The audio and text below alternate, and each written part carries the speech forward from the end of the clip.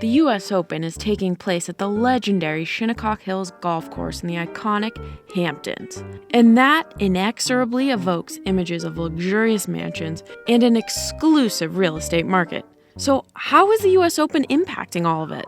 It's definitely been insane for real estate right now, especially in June, because June is an off-season month normally for when it comes to rentals. And some people rent in June, but really the main time is July and August. So rentals that are normally kind of weak in June have taken off completely. Really this 2-week period for the US Open. The high-end players, they tend to find rentals on their own, but they are looking for top-of-the-line Hamptons homes because they're used to them. So where they can get the pool, the life, the luxury of Hamptons real estate.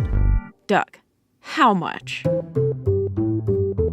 The higher end rental market is asking around like $50,000 for either the week or for 2 weeks around the Open. On average for 2 weeks, I've been seeing $30,000 for the US Open. On the lower end of the spectrum, people were asking very high numbers for the Open. They were trying to get $20,000, $30,000 for a week. In reality, they tended to go more around $10,000, $12,000 for a week. And rental prices have changed where, say, normally a house for 2 weeks in June would be $6,000, $7,000. They've jumped up to $15,000 to $20,000 for the US Open. It's increased the demand completely, but our prices haven't become exorbitant because of the US Open, because our prices already are up there. Doug, so rental rules seem pretty limiting. Did the USGA change them? People don't realize that to rent out in the Hamptons, the shortest period that you can rent legally is 2 weeks. Except in the village of Southampton, the village in East Hampton, the village of Sag Harbor, all rentals in the towns of both East Hampton and Southampton, which extend from West Hampton to Montauk, need to be a minimum of 2 weeks. But for the US Open, the law has been changed for special events to be shorter than 2 weeks.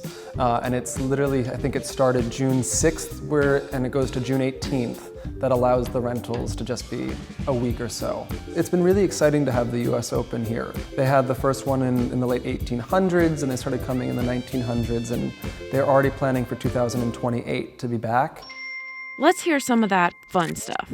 How about bizarre demand? I've heard of one rental where they had to get an extra pool heater. The pool heater wasn't getting the pool hot enough for the renters. They liked the pool to be about 101 degrees, and the pool heater could only get it up to about like 86. So they actually paid for another pool heater to be installed at the property, and they went over 1,000 gallons of gas a week just to heat the pool.